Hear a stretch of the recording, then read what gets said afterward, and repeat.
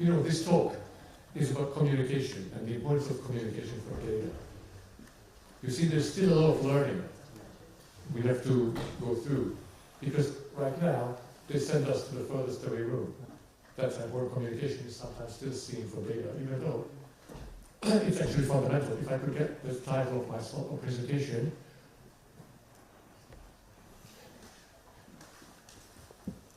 So, because the problem often that we face, that you face, is who cares? We talk about data, we talk about statistics, and people think it's for geeks. They don't understand the relevance of statistics and data. And so what I would like to do in this presentation is to talk a bit about how we can change that. Could we switch, please? So, good, thank you. So you all know that reliable and accurate statistics are key for sound policy making. And this is obvious to many people at this conference, to hopefully everybody at this conference, but it's not at all obvious to others. Whether it's decision makers or the general public, it's not clear to them how important data is for right policy making. Statisticians are really perceived as geeks, who are doing their own thing, as opposed to people who are working on something that's super vital for the right policy making. So that's why I have decided to hold this session. Because why is all of this a problem? Well, it's a problem because unless it's based on sound evidence and data, policy making is subjective, sometimes wrong as a result. The policies that are passed are often not backed up by science and data, and that's a problem. And then, well, it's also a problem because sometimes data people and statisticians have to beg for money that they don't get from their government or from their funders, again, because the importance of this line of work is not recognized. So that's why this misperception of statistics and something geeky is an issue. So what should we do? We can sit around and complain, but there's more that we can do. We could first of all educate policymakers and explain the importance of data. And to do that, I suggest that data people, statisticians, and communication professionals need to work together and contribute to this explanation that's going to hopefully make a difference for all of us. So what should we do? When we communicate to any audience, first we need to think about what kind of language that audience understands or uses. So we need to use their language when communicating about the importance of data and statistics, and not our own. They don't care about methodology, they don't care about some of that. What they care about is what's the impact of the work. How has work in statistics, how have numbers, how data-based policy making has been beneficial in other areas. We also need to work through media and social media, and we have to be credible and transparent and make sure they understand that we're not manipulating data, we are presenting real data. And then we have to continuously listen to our audience and see what kind of communication has worked, and then use that kind of communication going forward. So I'd like to give you a couple of examples for this, stating the problem, and then also how we have answered that problem and come up with impactful ways to communicate the usefulness of data. So I am now the director of the UN Information Center in Indonesia, and I work with my colleagues across the UN agencies in communicating their work in an impactful manner. So Indonesia is a middle-income country which has impressive economic growth, but still there are many pockets of the country, of the society, that are poor or are vulnerable in other ways. But how can the government or even a municipality create a sound policy for LLB, leave no one behind, to target this vulnerable group? We would need data for that. But often that data is missing. There are data gaps that inhibit the government from really sound policy making in order to help the people who are vulnerable and are left behind. So to answer this, the UN did a study in 2022 identifying these vulnerable communities, the communities that are currently being left behind, and then shared this with the government. And what we found is, of course, there are many vulnerable communities, but particularly vulnerable are older women in rural areas. So then the answer that we are looking for is for both the UN and the government to define programs that are going to help these people. So that's sort of the background to our work in Indonesia and where data comes in. So, as the first example, I'd like to tell you about a project of the World Food Programme in this city of Kupang. Kupang is a city of about 500,000 people, and it's the capital of one of the poorest provinces in Indonesia. And there are high levels of food insecurity and poverty in this place.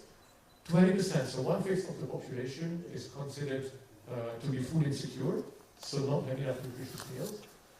And 40%, so quite high, 40% of children below 5 are stunted. So these are major issues the government wants to fix, but again, it needs data. The World Food Programme in Indonesia, together with the relevant government agency, developed what's called a Food Security Vulnerability Atlas, which is basically a neighborhood level mapping of the entire country.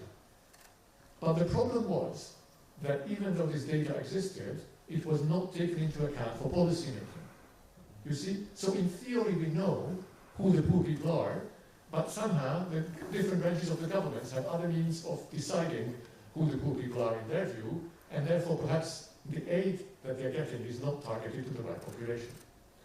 So the municipality, or the city council, let's say, of this town passed a decree signed by the mayor that as of January this year, they must take into account this full vulnerability atlas when deciding on any social policies. So this is really to illustrate that even when you have data, you need somebody, you need a decision maker to say, okay, I'm actually going to use that data. So once, this has just started, but once we have results on this, what we plan to do is to profile some of the people who perhaps did not get food aid before, or did not get the kind of support that they are now getting, and then based on that, roll out this program in the rest of the country. And for that, what we need is impactful communication, with pictures like this, with stories, where people can tell human interest stories, how they have been helped now, that food aid is targeted to the right population segments. And it's not just food aid, but all kinds of other social collection, even agricultural subsidies. Okay? So the idea is that through the examples, through these people-centered stories, we are going to be able to talk to policymakers to adapt similar legislation throughout the country.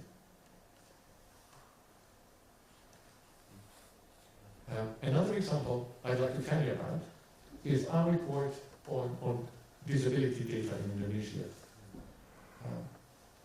Historically, in many countries, and Indonesia is no exception, disability statistics have been insufficient, and because the data collected is not enough and is also often not useful.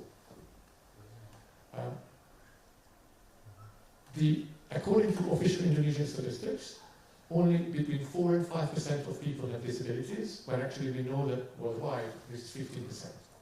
So therefore, this shows this data gap. So why is that? Well, that's because people with disabilities are already excluded oftentimes from surveys. I mean, to start with, if you have impaired vision or hearing disability, you can't or you don't want to participate in surveys. So that's already going to lead to underreporting. There is often stigma towards disability, which means that people often don't admit that they have a disability, and if they don't admit, if you don't have data, then the government will not be able to help them. Also, different government departments have different ways of defining disability, and therefore they have different ways of counting those with disability, which again makes it very difficult to have an aggregated database throughout the country. So the UN came up with a report highlighting some of these and identifying gaps, identifying what next steps the government should be taking. And on communication side, we did a major campaign to show the policymakers, but also to the wider public, just this issue, highlighting the fact that in Indonesia, only 1/3 as many people are reporting disabilities in other countries, to really show and sensitize the society and policymakers to this issue, and how the people living with disability are a much bigger portion of the population. So it's again an example of how data work and communication work go hand in hand. I'd like to now give you examples from previous work I had done. This is nothing to do with Indonesia, but it shows you in an industry that's so misunderstood how with data and good communication of data you can make a difference. So before this job, I was the Chief of Digital Communication at the IAEA, which is the nuclear agency of the United Nations, International Atomic Energy Agency. And we spent a lot of time using data and coming up with infographics to show the importance of nuclear as a safe and green energy source. So nuclear energy in many countries, particularly in the West, really has a PR problem. People think, it's like super dangerous and dirty and all of that. And with good data, you can change that. So I'm going to show you 2 examples. These are parts of infographics that were part of campaigns that we run on both social media and media. So here you start at, so the average person in the world lives for about 73 years. This is how much electricity they consume in their lifetime. You be the average person in the world. Of course, there are big discrepancies between countries, but still that's the average. So how much fuel do you need to provide that electricity? For you. Well, you can either use 21 elephants worth of coal. So imagine there were 21 elephants in this room. Well, as much coal as 21 elephants. By the time you burn all that, we will have provided the energy, the electricity needs for each of you for your life. 21 elephants worth. Or you can use nuclear power, and you just need an X size of uranium, right? So 1 X size of uranium is as much electricity as 21 elephants. Now, this is simple, but it took us a really long time to come up with this. How do you take some data and turn it into something people can understand? And they will think, oh, so actually just 1 egg, that's so much more than 21 elephants. But so very often, the data is there, and what's difficult is to come up with a way to actually bring it across more simply to people. The last slide talks about the amount of CO2 that different sources of electricity emit during their production, and you can see nuclear at the bottom is the lowest. Now, the other myth about nuclear is that it's dangerous. Everything is dangerous. Me walking off this stage is dangerous. I could have fallen. But danger is relative, and so again, I want to show you how we have kind of come up with an infographic to demonstrate how dangerous generating electricity may be using different sources. You see, when you burn coal, black coal or coal, actually lots of people die because they get lung cancer or whatever, similar diseases if they live next to a power plant. People don't talk about that, but per amount of electricity produced, the electricity here, the unit is about, for 5,000 people, electricity for the whole life. Yeah? So 32 people will die because of burning coal. Then you've got black coal, slightly better, then oil, biomass, natural gas, hydro. Because of hydro, people sometimes die because they get there, if they live next to a dam that collapses, they get flooded, things like that. Wind and look, nuclear is 0.03 deaths. So, yes, we all know people died at Chernobyl.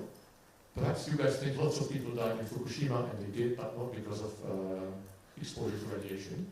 So lots of myths about nuclear, but when you look at the numbers, how much electricity nuclear has generated, and you compare it with the number of people who died, then it's actually a very slow number. The only source of electricity with few deaths is solar. Okay, so again, I'm not here to educate you about nuclear. What I want to show you is that there's a complex data, complex numbers, and how you need to bring that across in a way that people can understand. A chart like this people understand. Big red, small blue. Okay? So both on this slide and on the previous one, that I'm not sure I can go back to. Anyhow, what I wanted to show you is how, even when there's data, you need communication people and good ideas in order to communicate that data and bring that across. So this is what I wanted to talk to you about, to highlight the importance of impactful communication in order to show the importance of data and statistics, and how those of you who work in statistics offices, I suggest you need to invest in communication, work with professionals who can help you communicate the impact of your data, whether it's the impact of those new policies in Kupang, the poor area where now the people who are really poor get the food aid, or whether it's to show that something like nuclear is actually environmentally friendly and safe. So thank you for that. I think we have some time. I'm interested in your experience, your comments, and questions. We've got a mic traveling around. Thank you. I just like the presentation. I'm from Malaysia, so I'm doing industry experience with MDEC, one of the government agencies as partner, and then some of the initiative that you show is kind of like linked to inclusivities because that's our government's policies part of the direction. But I do want to inquire about your last two slides because when I talk about the nuclear emissions and when you talk about safety, the data that you present doesn't seem to address that very clearly. Because if you talk about safety in chemicals, we're thinking how do we say certifications, or how do we say that there's certain standards that we handle certain procedures and so on. But how does your misinformation from the public, if they present, how do they handle this? Because I think one of the issues when data is presented, it gets interpreted in various forms throughout different channels in social media. It's very hard to control that. So yes. Maybe can you address that a little bit? Thank you. That's right. That's a great question. Yeah. And Malaysia has had its history with nuclear energy. We have similar chemicals that leaks out, and it's so hard to control the damage. It's 3-4 years, and people still think that nuclear is dangerous. So look, misinformation is a big issue, right? We can put our data, how people interpret the data, how the data may get used, we cannot control. Yeah. But what we can do is that we can make the data that we present, very clear. Make it so that, for instance, on the previous slide that I showed you with the safety, with all the footnote, with all the details, so people take this and copy it somewhere else. The source is there. Yeah. We can make it more difficult for them to take that data, but we can't, control people and stop them from using and possibly misusing our data. What we can do is we can find amplifiers for our version, for the truth, right? So we can make our own presentation of the data and the impact of the data social media friendly. We can liaise with, have relationships with media so that they are going to, use our version. We can explain why the misuses of data are incorrect. Yes, sir. But my question is, what kind of single source of data that can actually solve those concerns of the? So look, there is no such thing anymore as single source of truth, right? You will not be able to, control everybody. What you can do is that you just need to go back and emphasize again the correctness of your data. It's inherent that people can, again, use and misuse data. I think what's important when you want to sort of provide, what you can do is provide objective data and people have to take their own conclusions. You will not convince the 10% of the population that's against whatever it is that you are trying to promote. Typically, any idea, 10% of people are against, 10% are for, the other 80% don't care. It's those other 80% you can convince and make them care. Whether it's about fighting childhood poverty or use of nuclear or whatever it is. With nuclear communication, it's not Greenpeace activists that you should be targeting. You won't change their mind. It's okay. But the people in Ukraine.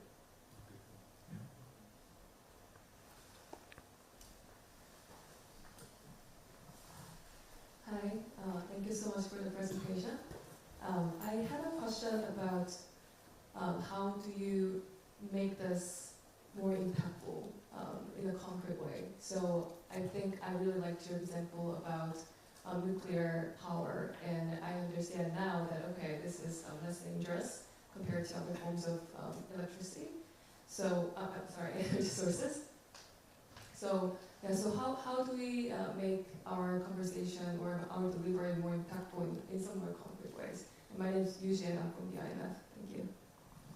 Hello, Eugene, and thank you for the question. So once you figure out what your message is and how you illustrate that message, you know, whether the coupon case from the city with the mother and the child, or the nuclear with the elephant and the egg, then you need to find channels to deliver the message.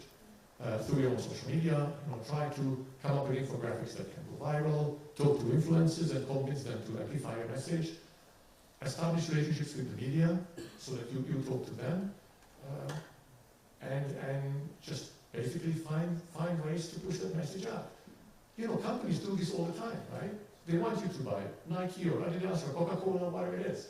So what we have is data, impactful policies that we want to promote. So those very same marketing methods that we should be using, of course, with a lot less money.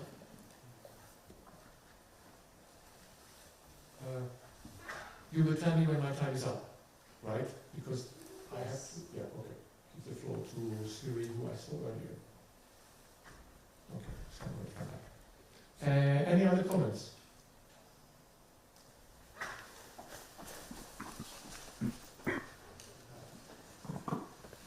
Thank you for the presentation. My name is Young-jun from Good Neighbors Global Policy Center. I found most cases in fact it seems like you started to collect data related to the problem, for example, stunting issues or food insecurity in Indonesia. But were there any cases where you identified the problem with data? I mean, not starting with the identified problems.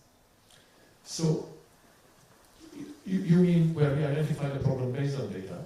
Or, well, so I mean, this talk is more about communicating data.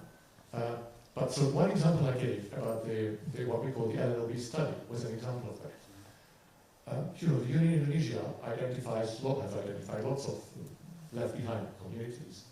This survey showed that the most left behind were older women in rural areas. Right? So that's an example when you do a study and that kind of data leads to different policies. But I'm going to actually hand over the mic to my colleague Erlanga, who is on the substantive side of data in the UN in Indonesia, and he can answer your question there. Okay. In the context of the data, LNOB, means like someone that someone that probably left behind. Left behind is mean like not only for the policy, but not visible in the data. You know, this is also opportunity. When you become not visible, you need to tell that somebody is not visible. Now it can become a message. I don't know whether I will answer the question or. He was asking for an example when we did a survey and had some surprising data about LNOB. Okay. In the LNOB context, there are two things that will be visible. First, about the someone that have multiple